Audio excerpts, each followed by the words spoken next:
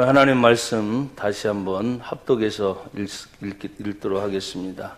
누가복음 2장 41절부터 52절 말씀 다 함께 합독합니다. 시작.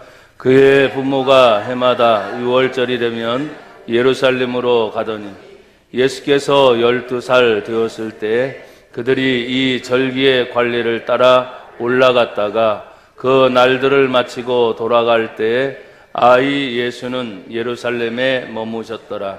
그 부모는 이를 알지 못하고 동행 중에 있는 줄로 생각하고 하루 길을 간 후 친족과 아는 자 중에서 찾되 만나지 못하며 찾으면서 예루살렘에 돌아갔더니 사흘 후에 성전에서 만난즉 그가 선생들 중에 앉으사 그들에게 듣기도 하시며 묻기도 하시니 듣는 자가 다 그 지혜와 대답을 놀랍게 여기더라.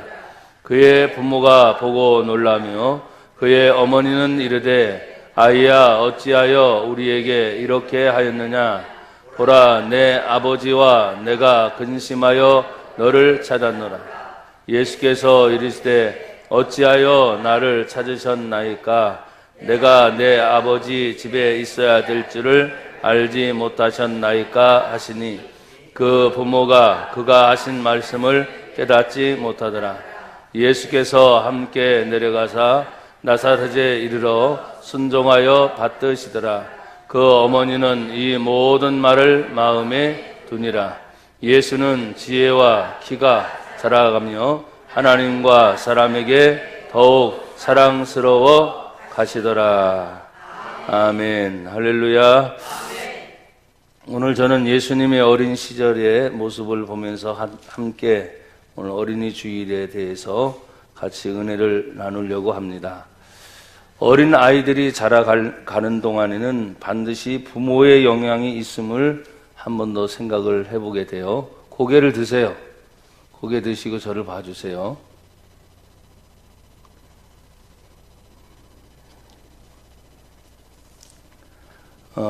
오늘도 그의 부모님을 따라서 예수님의 나이 12살 되었을 때 절기를 따라 예루살렘을 향해 올라갔다 그랬어요.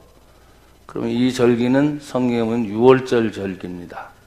해마다 올라갔다고 하는 것을 보면 지금 12살 되니까 낳을 때부터 시작해서 이 부모들은 해마다 예루살렘에 올라가서 절기에 합당한 예배를 드리고 다시 자신들의 고향으로 돌아가는 것을 보게 됩니다.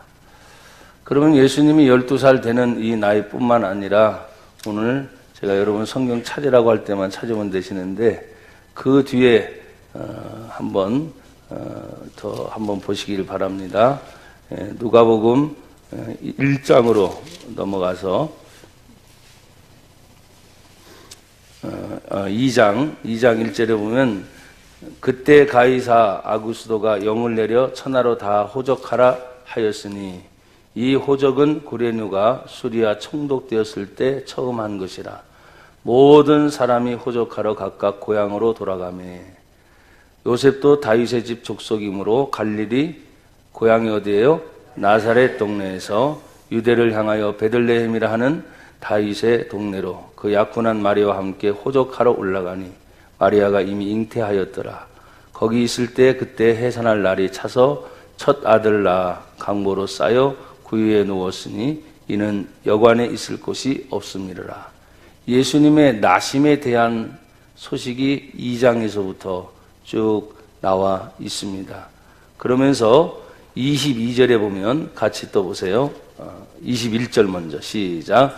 할례할 8일이 되매 그 이름을 예수라 하니 곧 잉태하기 전에 천사가 일컬은 바라. 예수님이 나시기 전에 천사가 아들의 이름을 예수라 하라 한 그대로 난 지 8일 만에 유대인의 전통을 따라 뭘 행했어요? 할례를 행했다 그랬어요. 22절 다 같이 시작. 모세의 법대로 정결 예식의 날이 참에 아기를 데리고 예루살렘에 올라가니 23절 이는 주의 율법에 쓴 바 첫 해에 처음 난 남자마다 주의 거룩한 자라 하리라. 한 대로 아기를 주께 드리고 24절 또 주의 율법에 말씀하신 대로 산 비둘기 한 쌍이나 혹은 어린 집 비둘기 둘로 제사하려 함이더라. 아멘. 철저하게 예수님의 육신의 부모님은 하나님의 말씀에 정해진 율법대로 행해요, 안 행해요? 행하고 있어요. 물론 이 이스라엘의 율법은 그 나라의 신앙이고 그 나라의 율법이기 때문에 모든 토양이 그렇다고 생각을 해요. 그러나 우리나라는 선교 지금 130년 조금 지난 해를 맞이하면서 아직도 우리 세대, 우리 교회만 해도 제1세대, 우리 세대만 해도 예수를 믿는 사람들이 많기 때문에 이런 믿음의 토양 아래 내가 부모의 영향을 받지 못했어요. 저도 우리 부모님이 저를 신앙으로 키우지 않으셨어요. 도리어 제가 예수님을 믿고 난 다음에 부모님에게 전도를 하는 그런 거꾸로죠, 거꾸로. 근데 그래도 우리가 지금이라도 나나 여러분들이 예수를 믿고 나서 내 자녀들을 하나님의 말씀대로, 할렐루야.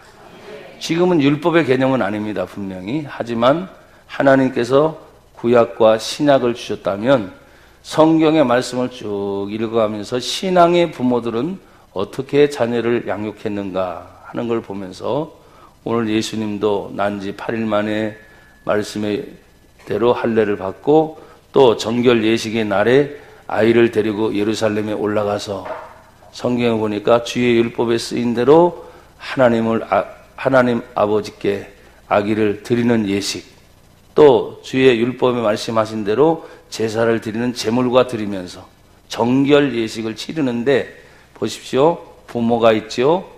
또 드려지는 아기 예수가 있죠. 그것을 받아서 하나님께 드리는 누가 있어요? 제사장이 있어요. 제사장. 오늘날로 말하면 뭡니까?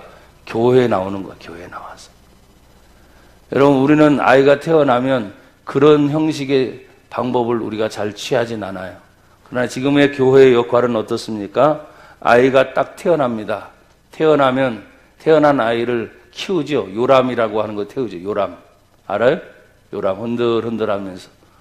그래서 그 아이가 성장하고 학교 진학하고 또 대학 졸업할 때까지 결혼하고 또 마지막 죽을 때까지. 그래서 지금의 개념은 요람에서 태어나면서부터 어디까지? 무덤까지.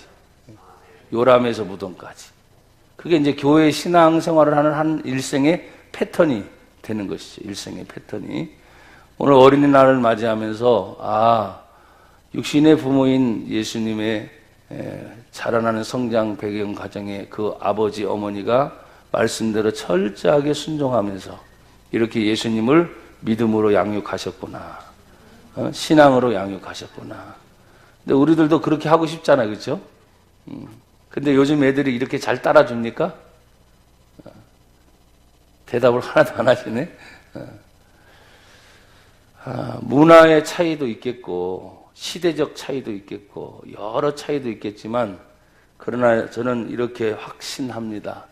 눈물 어린 아버지, 눈물 어린 어머니, 부모의 기도는 반드시 응답이 된다. 나나 여러분들이 염려하고 걱정하는 것 이상 성경을 읽다 보면 하나님이 원하는 것이 있습니다. 그건 뭐냐면 하나님이 이 땅에서 하나님을 섬기는 경건한 자손을 원하시고 계세요. 믿음의 자손을 원하시고 계세요. 그래서 우리가 뒤늦게 예수를 믿어서 지금 신앙생활을 하면서 우리 교회가 이제 세워진 지 17년, 물론 그 이전에 다른 교회에서 더 이상 오랜 생활을 하신 분들도 있겠지만 그냥 우리 교회 처음 나오신 분들은 그 정도 연조밖에 되지 않으니까 우리 자녀들을 양육하려고 한다면 상당히 쉽지는 않아요. 그럼에도 어쨌든 오늘 성경에 등장하고 있는 이 부모의 영향은 어렸을 때부터 늘 자녀를 하나님 안에서 양육하려고 했다. 말씀 안에서 양육하려고 했다. 신앙대로 키우려고 했다. 그 원칙에서 벗어나죠. 원칙의 첫 번째가 뭐냐? 하나님 중심으로. 그리고 때가 되면 반드시 어디를 찾았다? 예루살렘, 오늘날로 말하면 교회를 찾아서 제사장에게 만나게 하고 하나님의 말씀에 가르침을 받게 하는 그 역할을 오늘 부모가 충실히 감당했을 때, 어렸을 때부터 이런 교육을 받았던 우리 예수님이 오늘 누가복음에서는 짧게 태어난 지 8일 만에 또 정결 예식의 날에, 그리고 나서 그 뒤에 쭉 나오면서 오늘 누가복음 우리가 뒷부분에 읽은 12살 되었을 때의 나이가 나와요. 그리고 예수님의 어린 나이의 흔적은 나오진 않아요. 하지만 우리가 알아볼 수 있는 것은, 우리가 아동센터를 하면서 아이들을 지금 12살이면 오늘날 초등학교 5학년입니다. 그래서 초등학교 5학년 아이들을 지금 이렇게 보면 버스를 태우고 이제 30명이 넘는 아이들이 갈 때 보면은 인원 체크해야지. 또 어디 놀러 갔어요. 야, 끝나고 난 다음에 너희들이 알아서 선생님대로 와라. 잘 안 돼. 꼭 선생님이 한 분, 두 분 붙어가지고 찾으러 다녀야 돼. 와라고. 근데 오늘 내용을 보면 예수님은 그랬던 것 같진 않아요. 12살 나이에 예수님은 알아서 했던 것 같아요. 그러면 부모가 예수님의 나이가 알아서 할 정도가 된다면은 얼마만큼 믿을 수 있겠는가 하는 그런 관계가 성립이 되는 거예요.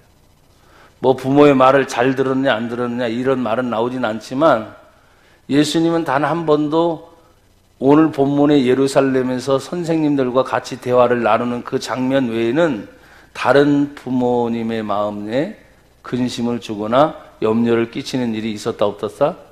없었다. 유추해 볼 수 있는 거죠. 유추해 볼 수 있어요. 그러니까 우리가 어린이들의 교육은 그냥 어린이를 그냥 가르친다 한다고 해서 되는 것이 아니고, 부모들이 먼저 본을 보여야 되는 것이다. 우리 부모님들이 아멘을 잘 안 하시네요. 애들한테 이렇게 해라 저렇게 해라 말 많은 것보다도 여러분이 조용히 먼저 본을 보이는 것이다.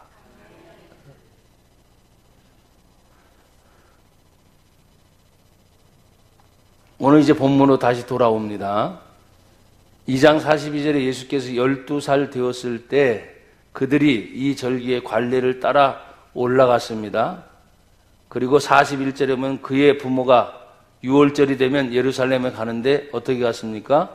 해마다 한 번도 빠짐없이 때가 되면 하나님의 날을 기억하고 올라가는 그 부모를 쳐다보면서, 아이는 어렸을 때부터 당연히 그렇게 해야 된다 안 해야 된다?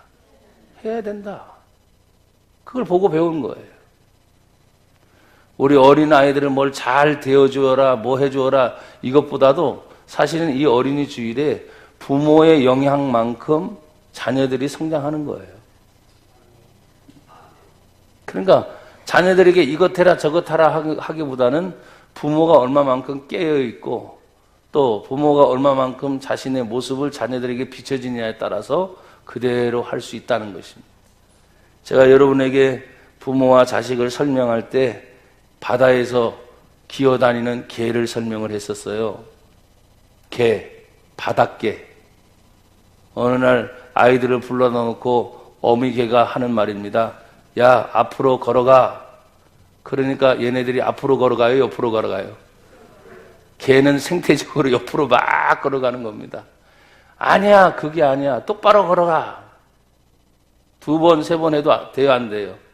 그러니까 애들이 나중에는 화가 나서 하는 말이에요. 엄마가 한번 걸어봐.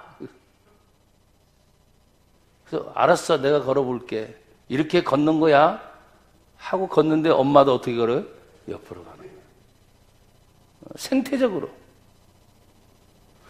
여러분, 우리 부모가 자녀들 많을 때 뭔가 모르게 얘는 나를 안 닮았어. 천만에. 그러면 딴 집에서 난 겁니까? 어디서 데려온 겁니까? 아닌 거거든요.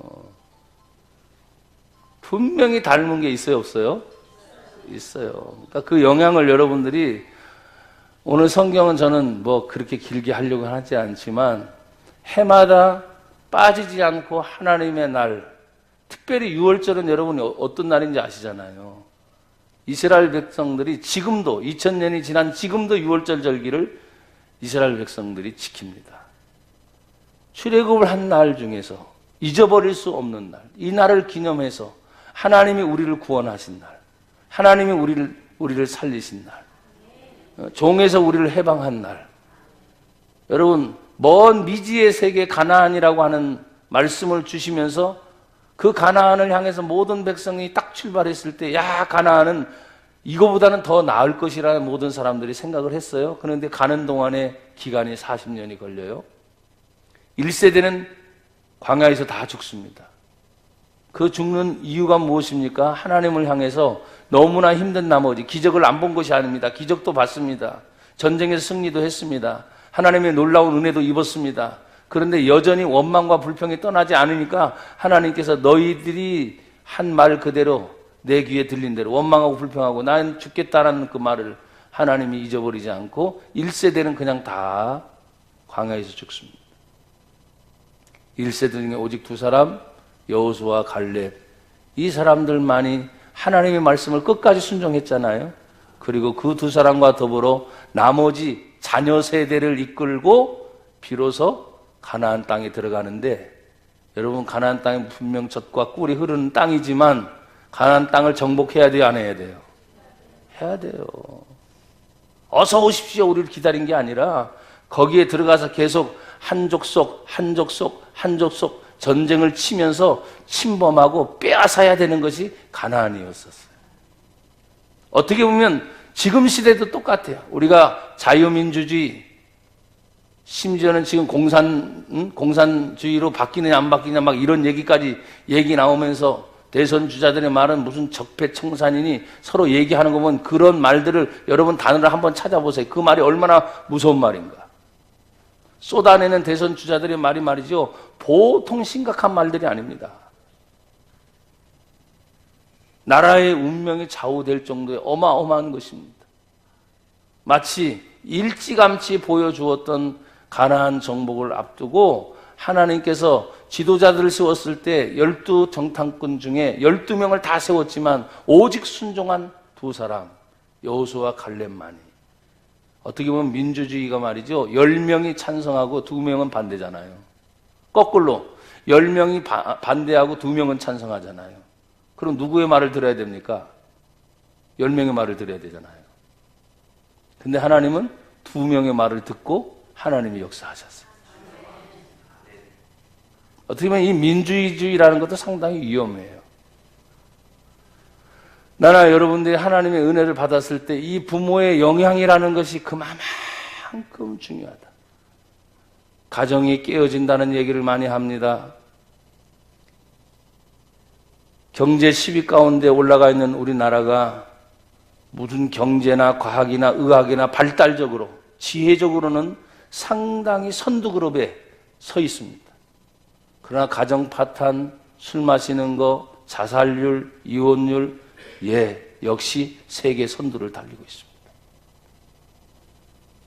너무나 안타깝죠. 그것은 어디에 있느냐? 저는 한마디로 말해서 부모의 영향에 있다고 봅니다. 가정에서 일어나는 모든 영향이 어느 부모치고 내 자녀가 잘못되기를 원하는 부모는 단 한 사람도 없을 거예요. 그런데 여러분 보십시오. 눈을 뜨고 정확하게 보면 이 세상의 모든 가르치는 가치관이 남을 살리는 가치관이 아닙니다.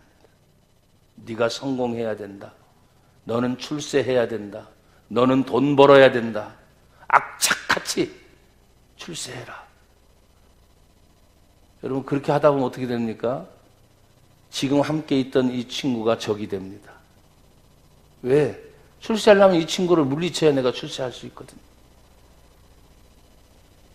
돈 벌려면 이 사람은 어떻게 해서든지 돈의 수단으로 봐야만 내가 돈을 벌지 않습니까?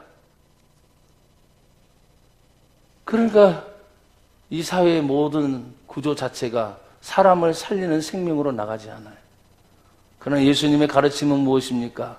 인자가 온 것은 섬김을 받으려 함이 아니라 도리어 섬기려 하고 심지어는 내 목숨까지도 대속물로 너희에게 주려 합니다. 희생하라고 가르칩니다. 다른 사람을 위해서 네가 좀 헌신하라고 가르칩니다. 너는 죽어도 좋으니 다른 사람을 좀 살리라고 가르칩니다. 여러분, 지금 사회 교육이 그렇습니까? 그렇게 되질 않아요.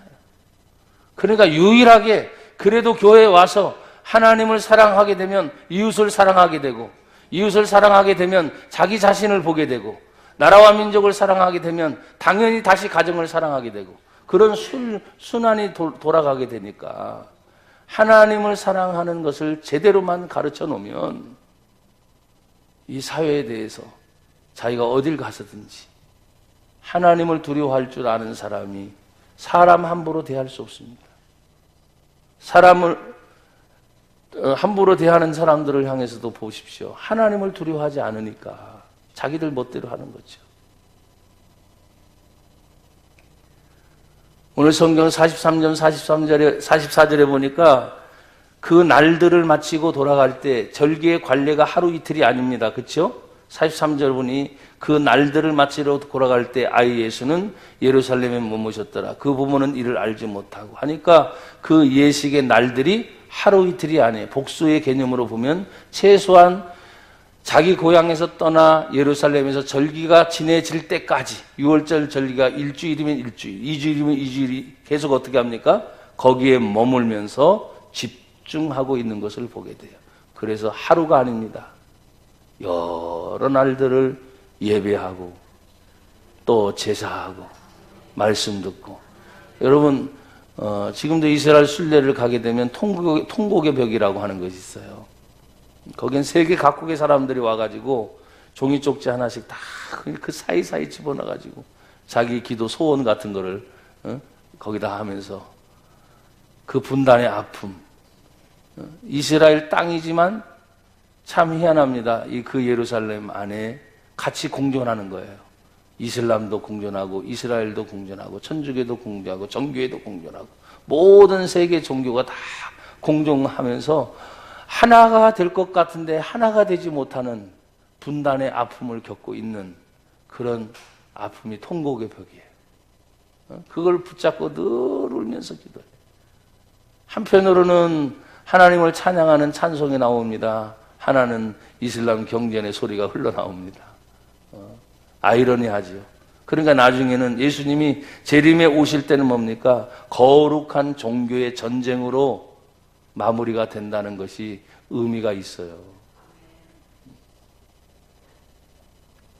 오랜 시간 동안 그러면서 그 예식을 다 마치고 나서 그 부모는 아이 예수가 예루살렘에 머무시는 것도 알지 못하고 44절에 보니까 동행 중에 있는 줄로 생각하고 하룻길을 간 후에, 여러분 하룻길을 가면 꽤 갔잖아요. 그러면 이 말을 의미를 보면 제가 그래요. 언제나 부모 곁에 계셨던 예수니까 당연히 동행 중에 친족 중에 다른 사람과 어울려서 당연히 예수님도 오셨을 거라고 생각하는 부모예요. 그러니까 평상시 가정생활이 뭐예요?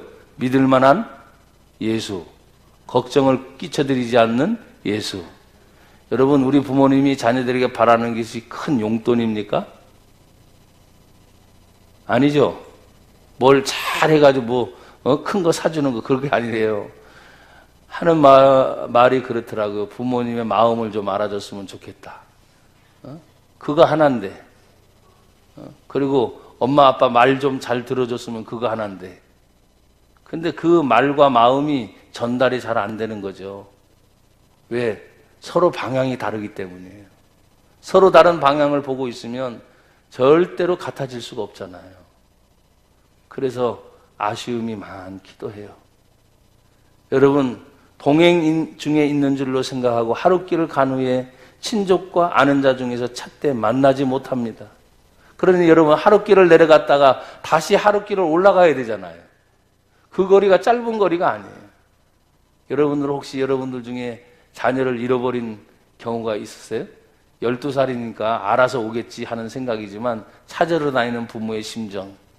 저도 어렸을 때 우리 상환이를 아주 어렸을 때 6살인가 5살 때 한 번 잃어버린 경우가 있어요. 별로 길지도 않아. 근데 얼마나 그냥 찾으러 다녔는지. 그 짧은 몇 시간이 애간장이 다 녹는다 그러잖아요. 애간장이. 오늘 부모님이 하루를 내려왔다가 다시 하루를 찾으러 가는 동안에 성경을 보니까 근심이 많았다 그랬어요. 그리고 하루길을 왔다 하루길을 가면 바로 찾아야 되는데 성경에 보면 46절에 며칠 만에 찾았어요? 사흘 후에. 그러니 예루살렘에 가서도 또 하루를 헤맨 거죠. 이해가 되세요? 하루를 내려왔으니까 다시 하루를 가면 예루살렘이고 3일째 되는 날이니까 그 하루를 또 예루살렘에서 삥삥 찾아다니는 거예요. 도대체 어디 가셨나? 그럴수록 3일 동안에 찾고 다니는 그 마음이 오죽 답답하겠어요. 마음의 근심이 얼마나 많겠어요. 왜? 한 번도 이런 일이 있었어요? 없었어요? 없었는데. 한 번도 이런 일이 없었는데. 그의 의미는 뭐냐? 해마다 6월절마다 올라갔었잖아요. 근데 여러분이 왜 12살 때냐는 거죠. 12살은 이스라엘으로 보면 성인식을 치르는 아이의 나이입니다. 자기 의사 표현을 분명히 할 수 있고 자기의 의견을 전개할 수 있고 얼마든지 자기를 표현할 수 있는 그런 나이가 12살입니다. 사랑하는 여러분, 우리 아이들의 지금 12살은 어때요?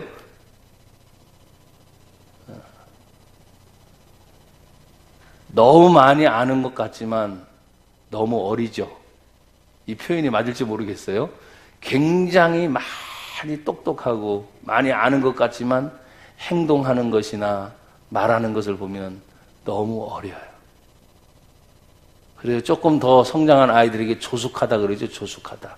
그는 몸만 성장한 것이 아니라 말하는 것이나 행동하는 것들이 조숙하다 하는 것인데 오늘 예수님은 예루살렘 성전에 그대로 머물면서 3일 동안, 여러분 부모님은 분명히 3일 동안에 찾으셨으니까 3일 동안 예수님이 계시면서 먹고 자고 하시면서 계속 선생님들 사이에서 주고받고 대화를 나눕니다. 유대인의 교육법 중에 바로 이 대화법이 있어요. 참 질리지 않을 정도로. 여러분 그렇잖아요. 3일 동안 안 자고 안 먹고 할 수는 없잖아요. 그렇죠? 분명히 먹는 시간 제외하고 잠자는 시간 제외하면 그래도 선생님들과 같이 대화를 나눌 수 있는 수준이 되려면 우리가 예수님이기 때문에 신이신 예수님 이렇게 생각하면 그냥 끝나요. 하지만 어린 아이의 육신의 예수님으로 생각한다면 여러분 좀 심각하게 생각을 해봐야 돼요.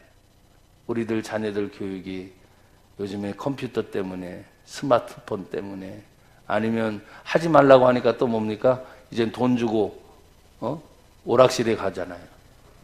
그래가지고 어떻게 해서든지 그 온 시간을 다 다른 데 빼앗기고 있는 모습을 보면서 우리 예수님은 3일 동안 먹고 자고 외에는 랍비, 선생님, 서기관, 성경을 가르치는 선생님들과 3일 동안을 대화할 수 있을 정도의 경건의 훈련이 되어 있다. 내가 지난번에 부활주일 전에 우리 아이들이 중학교 2학년이면 15이잖아요. 몇 가지 질문을 했단 말이에요. 어려운 질문도 아니에요. 그 대답을 못해. 그래서 그 정도면 분명히 얘기할 수 있어야 되는데. 그래서 제가 이번 주 설교를 이렇게 준비를 하면서 이걸 다시 한번 또 읽고 또 읽으면서 12살의 예수님이 가르치는 선생님들과 같이 서로 주고받을 수 있을 정도의 신앙의 훈련과 경건의 훈련이 됐다면 여러분 우리 아이들 중에도 이러한 인물이 나온다면 당연히 하나님이 크게 쓰실 인물이 아니겠어요?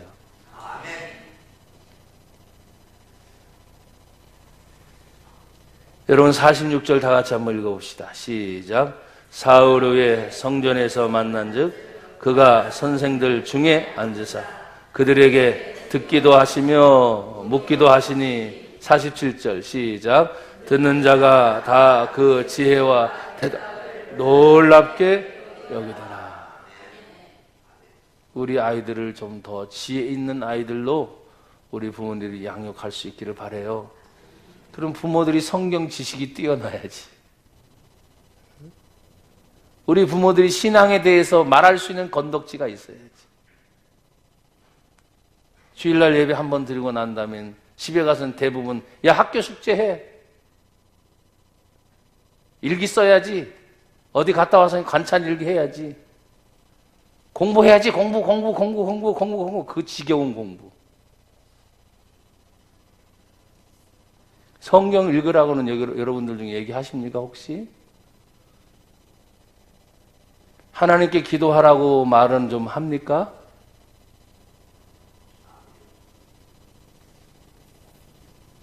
안타까워요. 그래서 듣는 자도 놀랐고 대답하는 것도 놀랐고 심지어 그의 부모도 보고 놀랐습니다. 한 번도 이런 일이 없는데 3일 동안에 찾았던 그 예수가 그 어머니는 아이에게 아이야 어찌하여 우리에게 이렇게 하였느냐 보라 내 아버지와 내가 근심하여 너를 찾았다. 얼마나 근심을 한마디로 표현했지만 3일 동안에 부모의 마음이 애간장이 타고 또 보면서 너무나 기쁜 마음도 있지만 사실은 그 근심을 말하기 이전에 성경을 가르치는 선생님들에게 진지하게 묻고 대답하고 묻고 대답하는 그 마음에 이 근심의 문제는 사실은 사라질 수 있는 겁니다. 놀라는 거죠. 우리 아이들의 수준이 말이죠. 날마다 우리 부모님들이 생각하는 것처럼 그렇게 작다고 모른다고 생각하지 마세요.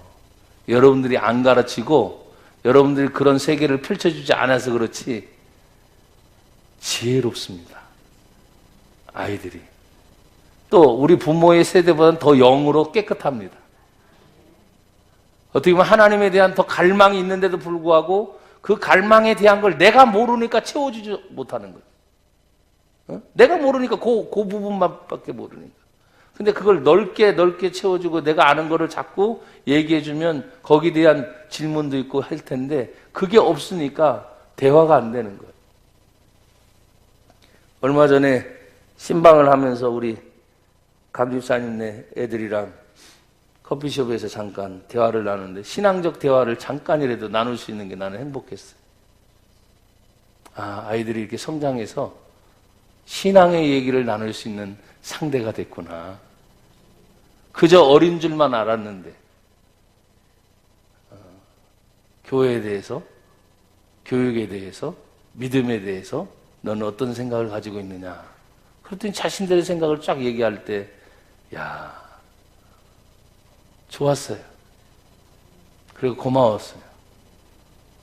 그렇다고 해서 내 마음의 양에 다 채워지는 건 아니지만 아이들이 한번 따라합시다. 믿음으로 성장하고 있구나. 할렐루야. 우리 부모는 항상 어린아이로만 보잖아요. 어린아이들만. 그리고 자기의 수준에서만 늘 가르치는 식으로 천만에 그 안에는 더 무궁하게 더 넓은 세계가 있다니까요. 하나님이 그려가는 꿈이 있다니까요. 근데 그것을 타치를 못 해주니까 내 수준에서만 얘기하는 거예요. 그러면 내 수준에서 얘기하지 말고 뭐 했냐? 될 수 있으면 성경을 많이 읽으라고 얘기하고 하나님과의 기도의 교제 시간을 많이 가지라고 얘기하고 그리고 주일날은 어떤 일이 있어도 최소한 우리 부모님들이 신앙생활 한다면 철저하게 주일을 가르쳐서 예배드리라고. 여러분 혹시 이 예수님의 부모님은 해마다 절기 때마다 하나님을 찾는 때마다 한 번도 범하지 않고 예수님을 데리고 가서 예배드리게 하고 제사드리게 하고 그러니까 지금 12살의 나이에 그런 지혜와 총명이 그에게 부어져서 그렇게 대화를 나누고 있는 모습을 보게 되는 거예요. 49절은 말합니다. 예수께서 이르시되 어찌하여 나를 찾으셨나이까? 내가 내 아버지 집에 있어야 될 줄 알지 못하셨나이까? 하시니 자, 내 아버지의 일, 다른 말은 내 아버지의 일에 대한 이야기를 지금 하고 있는 것이다. 성전에 대한 것이 내 아버지 집이라고 말했으니까 예수님은 이 모습 속에서 신성의 예수님을 우리가 읽어볼 수가 있는 거예요. 우리가 믿는 예수님은 하나님이십니다. 우리가 믿는 예수님은 인간의 예수님입니다. 그런데 지금 이 거룩한 성전을 두고서 이것이 내 아버지 집에 내가 있어야 될 줄 모르십니까? 육신의 부모는 알아요, 몰라요? 당연히 모르죠. 육신으로 보니까. 그래서 내가 여러분에게 말씀을 드리는 거예요. 하나님의 세계가 너무너무 큰데 이 세상에서 우리 육신의 부모는 내가 보는 것이 전부고 내가 알고 있는 것이 전부니까 그것만 얘기해 준단 말이에요.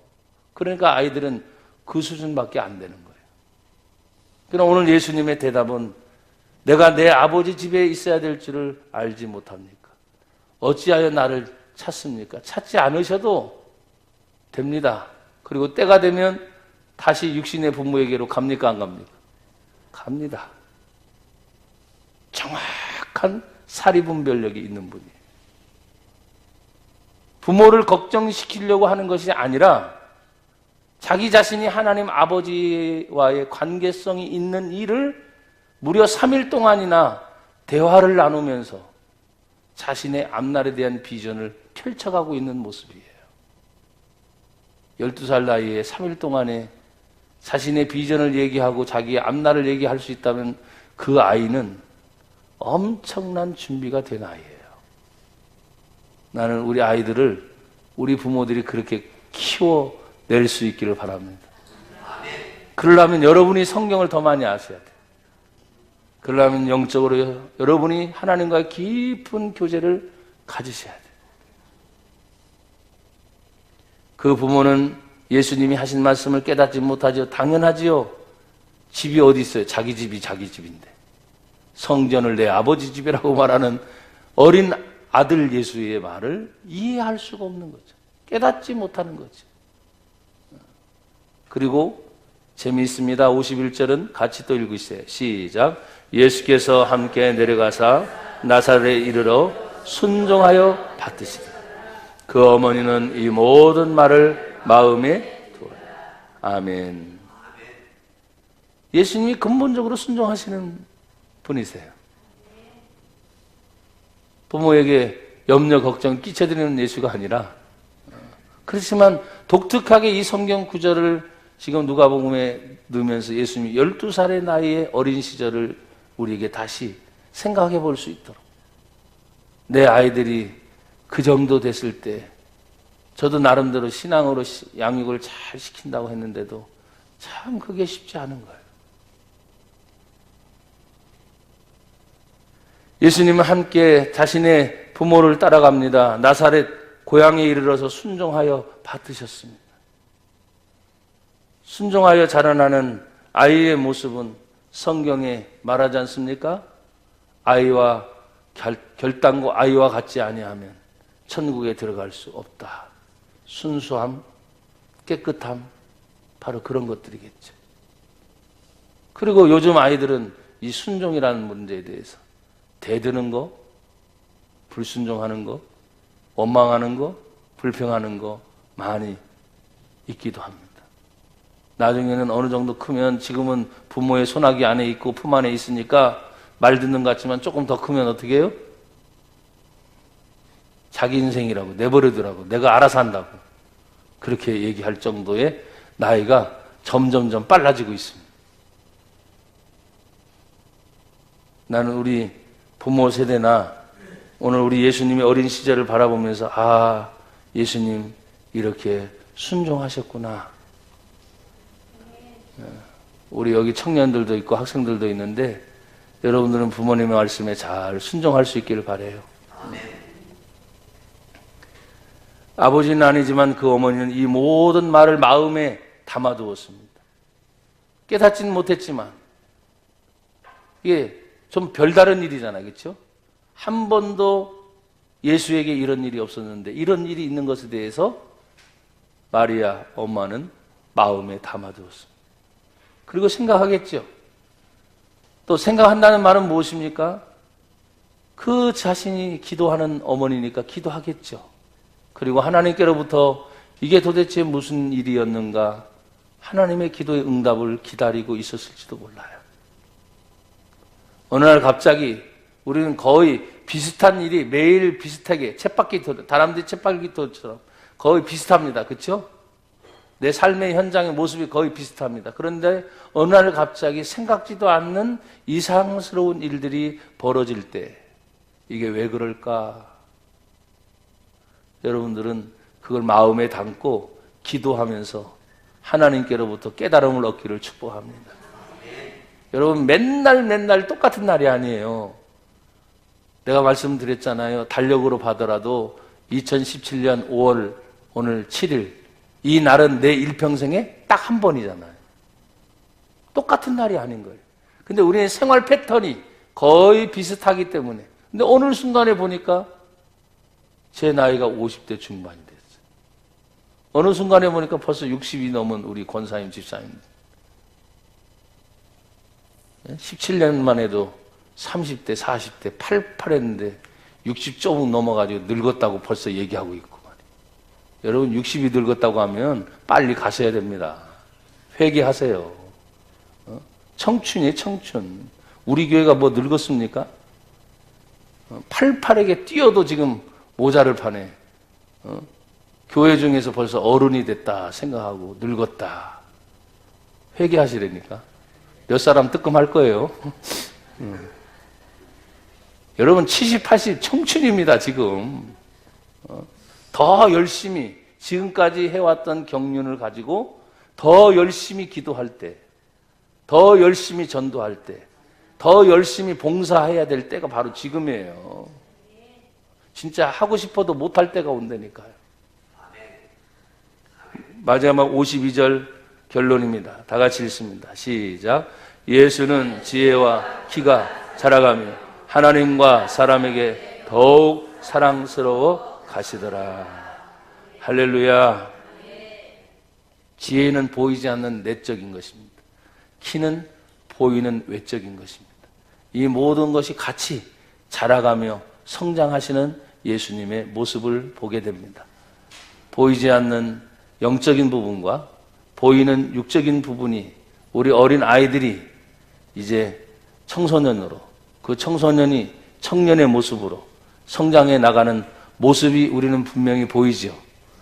근데 우리 부모는 항상 말합니다. 외적으로는 저렇게 크게 성장했는데 보이지 않는 정신적으로 자신의 마음에 미치지 않은 것을 볼 때 여러분이 속상해할 때가 많을 거예요. 그런데 성경은 한마디로 대답합니다. 여호와를 경외하는 것이 지혜의 근본이다.